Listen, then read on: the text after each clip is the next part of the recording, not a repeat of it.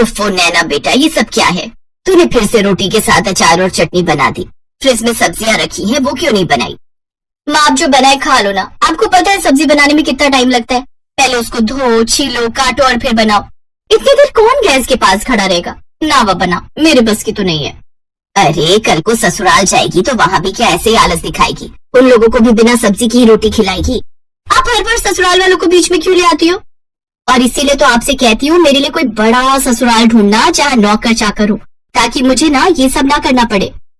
ऐसे कुछ समय बीत जाता है और नैना के लिए एक बड़े घर का रिश्ता आता है और कुछ समय बाद नैना ब्याह कर अपने ससुराल चली जाती है। शादी के अगले दिन उसकी पहली रसोई की रस्म होती है।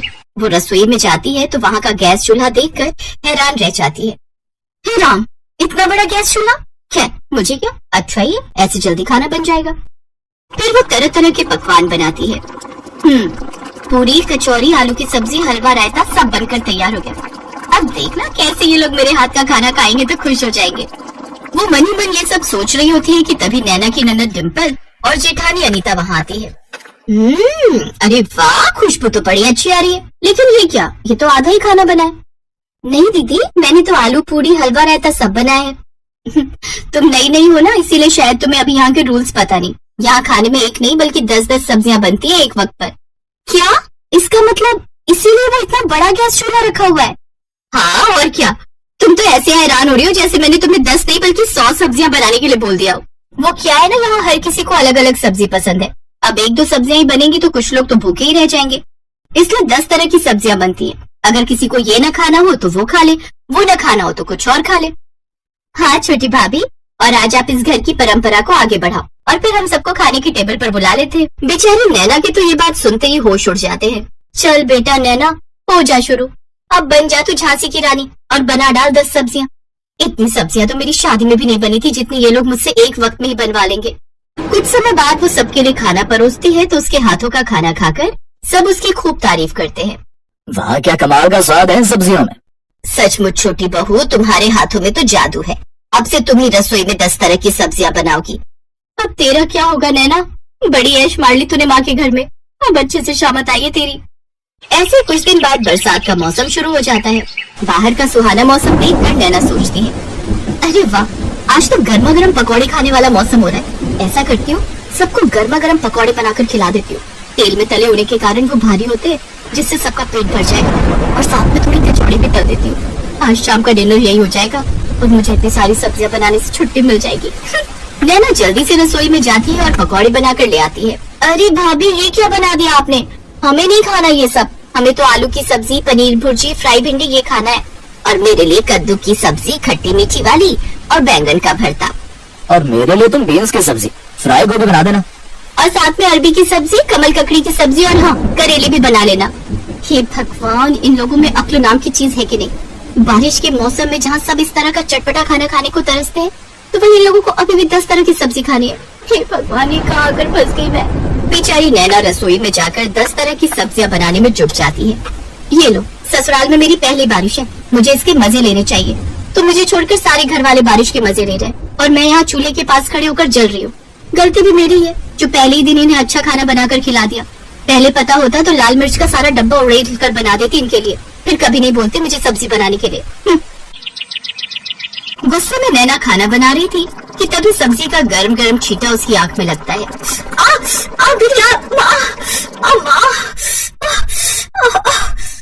धीरे धीरे उसकी आंख लाल होने लगती है। फिर रात को जब वो सोती है तो जलन के मारे उसे और तकलीफ होती है, जिस कारण वो ठीक से सो भी नहीं पाती। मेरी आंख। अरे नैना, ये तुम्हारी आंख में लालपन तो बढ़ता जा रहा है। मैं आई ड्रॉप डाल देता हूँ, उससे तुम्हें आराम मिलेगा। रौनक नैना की आंखों में आई ड्रॉप डाल देता है, जिससे वो चैन की नींद सो जाती है। लेकिन धीरे धीरे उसकी आंखों में जलन और दर्द बढ़ता जाता है। फिर ऐसे ही कुछ समय बीत जाता है। एक रोज रोज अलग अलग तरह की 10 सब्जियां बनाकर तुम्हें परेशान हो जाती हूँ। घर में सब्जी भी नहीं है और बाहर बारिश भी तेज हो रही है। एक काम करती हूँ, आज आलू की अलग अलग तरह की 10 सब्जियां बना देती हूँ। वो आलू की अलग अलग तरह की सब्जियां जैसे दम आलू, आलू के गुटके, आलू की रसेदार सब्जी जैसी चीजें बनाकर तैयार कर लेती है, जिसे देख उसके ससुराल वाले नाक सिकोड़ते हुए कहते हैं, ये क्या बना डाला आलू की सब्जी, वो भी 10 तरीके से। मुझे ये नहीं खाना, मेरे लिए कुछ और बना कर ले आओ। लेकिन माँ जी, आज घर में सब्जी खत्म हो गई थी, बाहर कल रात से लगातार बारिश हो रही है, इसलिए लेने भी नहीं जा सके। अच्छा ठीक है, लेकिन कल से जो भी हो हमें 10 तरह की सब्जियां ही खाने में चाहिए, वो भी अलग अलग तरह की, समझी? अपनी सास की बात सुनकर नैना को गुस्सा तो बहुत आता है, लेकिन फिर वो चुप रह जाती है। ऐसे 2 दिन और बीत जाते हैं। एक रोज, उफ, सुबह से आंख में दर्द हो रहा है, लेकिन इससे मेरे ससुराल वालों को क्या? उन्हें तो बस 10 सब्जियां खाने से मतलब है। हॉस्पिटल भी नहीं जा सकती, नहीं तो इनके लिए 10-10 सब्जियां कौन बनाएगा? मुझे तो लगता है मैं एक दिन 10 सब्जियां बनाते बनाते भगवान के पास पहुंच जाऊंगी। जैसे तैसे वो सब्जियां बनाती है, लेकिन एक आंख से ठीक से ना दिखने के कारण उससे या तो कोई सब्जी जल जाती या किसी में नमक मिर्च तेज हो जाता। लेकिन उसके ससुराल वाले उसका दुख समझने की बजाय सब्जी बनाने के लिए उसी को 10 तरह की बातें सुना देते हैं। लेकिन उसके पति से उसका ये दुख देखा नहीं जाता और वो उसे हॉस्पिटल लेकर जाता है, जहाँ डॉक्टर उसका चेकअप करके कहते हैं, देखिए इनकी आंख में किसी गर्म चीज का छींटा चला गया, जिस वजह से इनका आधा कॉर्निया डैमेज हो गया। हमें जल्दी इनका ऑपरेशन करना होगा, नहीं तो इनको पूरी तरह देखना बंद हो जाएगा इस आंख से।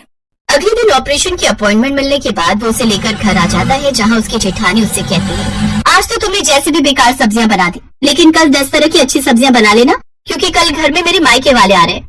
अब बस भी करो आप सब।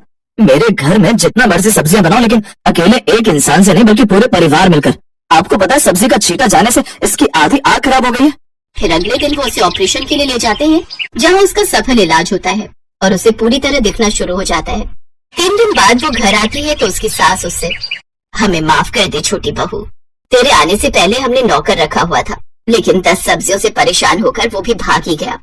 फिर हम सब मिलकर ही सब्जियां बनाने लगे, लेकिन तेरे आने के बाद हमने सब तेरे ऊपर ही छोड़ दिया, जिस कारण तेरी ये हालत। लेकिन अब से तू अकेले काम नहीं करेगी, बल्कि हम सब भी तेरी मदद करेंगे। और हाँ, अब से इस घर में 10 नहीं बल्कि 2 ही तरह की सब्जियां बनेंगी और वो सबको खानी पड़ेंगी। अपनी सास के मुंह से ये बात सुनकर नैना बहुत खुश हुई और अब वो खुशी खुशी अपने ससुराल वालों के साथ रहने लगी।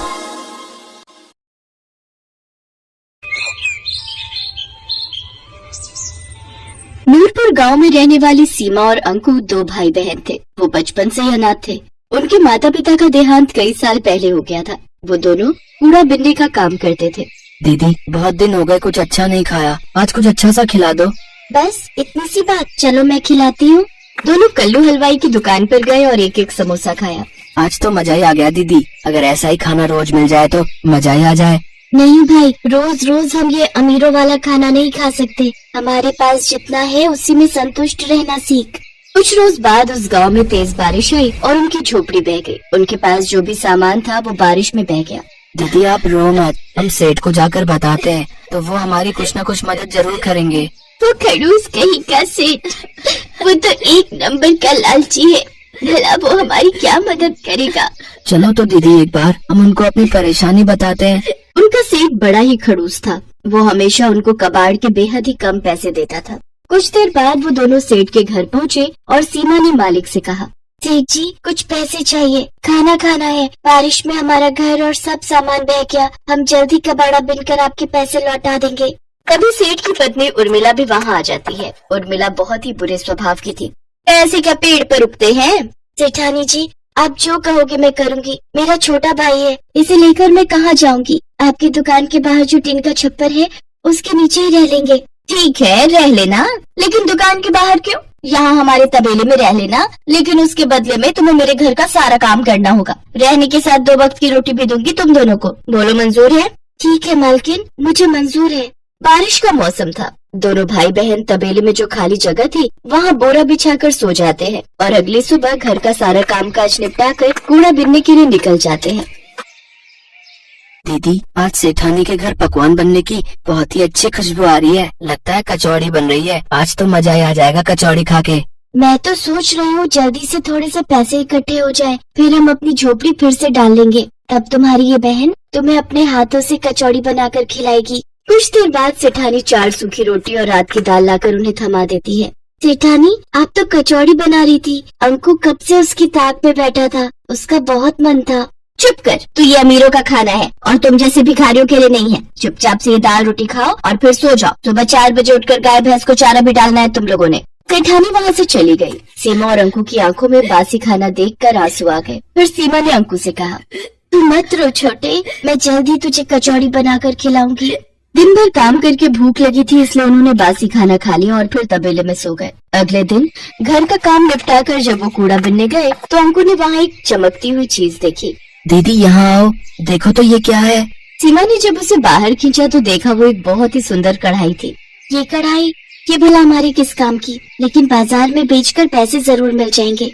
हाँ, लेकिन नहीं, हम इसे बेचेंगे नहीं। जब हमारी झोपड़ी बन जाएगी तब मैं अपने भाई को इसमें कचौरी बनाकर खिलाऊंगी। वो दोनों छुपकर उस कढ़ाई को तबेले में ले आए। अपने हाथ में कढ़ाई लिए सीमा अंकु से कहती है, एक दिन मैं अपने अंकु के लिए इसी कढ़ाई में कचौरी बनाऊंगी।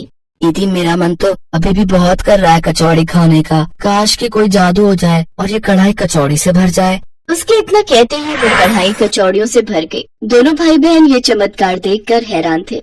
इसका मतलब ये कोई जादुई कढ़ाई है, इसीलिए इतना चमक रही है। मैं एक बार और कहती हूँ, काश कि जल्दी से कोई जादू हो जाए और ये कढ़ाई मिठाई से भर जाए। उसी पल वो कढ़ाई मिठाई से भर जाती है। दीदी इसमें तो सचमुच मिठाई आ गई। मुझसे तो अब इंतजार नहीं हो रहा। सेठ सेठानी भी सो गए हैं। चलो अब जल्दी से ये खाना खा लेते हैं। उन दोनों ने सेठानी का दिया हुआ खाना भैंस को डाल दिया और पेट भरकर वो पकवान खाए। फिर उस कढ़ाई को ले जाकर तबेले में घास के नीचे छुपा दिया। जब भी उन दोनों को भूख लगती वो कढ़ाई से अपना मनचाहा खाना मांग लेते। साथ ही सेठानी का दिया हुआ बासी खाना गाय भैंस को डाल देते। अगले दिन उन दोनों की सेहत को देख सेठानी अपने कमरे में सेठ जी से कहती है, इन दोनों को तो मैं बासी खाना देती हूँ, फिर भला इनकी सेहत पर कोई असर क्यों नहीं हो रहा? ये दोनों तो दिन पर दिन फूलते ही जा रहे। सही कहा भाग्यवान। मैं भी देख रहा हूँ कि कुछ दिनों से इनकी सेहत बहुत अच्छी हो गई है। कहीं ऐसा तो नहीं कि कबाड़ बीनते हुए इनके हाथ कोई खजाना लगाया हो। तुम इन पर नजर रखना शुरू कर दो। इसके बाद सेठानी ने उन पर नजर रखना शुरू कर दी और उसे उनकी उस जादुई कढ़ाई के बारे में पता चल गया। भाई आज जो तेरा मन है इस जादुई कढ़ाई से मांग ले। काश कि कोई जादू हो जाए और ये कढ़ाई मैगी से भर जाए। पल भर में ही वो कढ़ाई ढेर सारी मैगी से भर जाती है। दोनों भाई बहन बड़े मजे से उसे खाते हैं। अच्छा, तो ये वो जादुई कढ़ाई है जो इन गरीबों को अमीरों वाला खाना देती है। इससे तो मुझे चुराना ही होगा। अगले दिन मौका मिलते ही सेठानी ने वो कढ़ाई निकाल ली। देखो जी, ये उन बच्चों की सेहत का राज, ये जादुई कढ़ाई जिसे मैं चुरा लाई। अब देखो मैं तुम्हारे लिए गर्मा गर्म पकवान बनाती हूँ। ए जादुई कढ़ाई, अपना जादू दिखा और हमारे लिए बिरयानी बना दे। अरे वाह, ये तो कमाल हो गया। अब तो तुम्हें कभी खाना बनाना ही नहीं पड़ेगा। तुम्हारी मेहनत भी बचेगी और राशन पानी का खर्चा भी। बिरयानी खाकर तो सचमुच मजा ही आ गया। अब बस गर्मा गर्म दूध मिल जाए तो फिर तो मजा ही आ जाए। लो अभी लो, ए जादुई कढ़ाई, जल्दी से गर्मा गर्म दूध दे दे। गर्म दूध देख सेठानी ने कहा, ए जादुई कढ़ाई, हमारे यहाँ हमेशा ही गरम गरम दूध की नदियाँ बहती रहे। तभी पूरे घर में गर्मा गर्म दूध की नदियाँ बहने लगी और सेठ सेठानी के पैर उसमें जलने लगे। अरे बस कर जादुई कढ़ाई, जल्दी से दूध देना बंद कर दे। दोनों के पैरों में खौलते दूध से छाले पड़ गए, लेकिन कहीं किसी को इस बारे में पता न चल जाए, इस कारण वो चुपचाप वो दर्द सहते रहे। सीमा ने ये सब देख लिया और दरवाजे पर खड़ी सीमा कहने लगी, आज आपके लालच ने सेठानी जी आपको कितनी बुरी तरह जला दिया। काश कि कोई जादू हो जाए और ठंडे पानी से ये घर बच जाए। कढ़ाई से ठंडा पानी निकलने लगा और सेठ सेठानी जलने से बच गए। ए जादुई कढ़ाई, तू जहाँ से भी आई है वहीं वापस चली जा। सेठ सेठानी दोनों ने अपने किए की सीमा से माफी मांगी। वो जादुई कढ़ाई हमेशा हमेशा के लिए गायब हो गई। तुम नहीं होती तो आज हम जल ही जाते। तुमने हमारी जान बचाई है, इसलिए आज से तुम तबेले में नहीं मेरे घर में मेरे बच्चे बनकर रहोगे। साथ ही अब मैं तुम्हें रोज अमीरों वाला खाना खिलाऊंगी। उस दिन के बाद से सेठ सेठानी दोनों बच्चों को अपने बच्चों की तरह प्यार करने लगे और उन्हें अच्छे स्कूल में पढ़ने के लिए डाल दिया।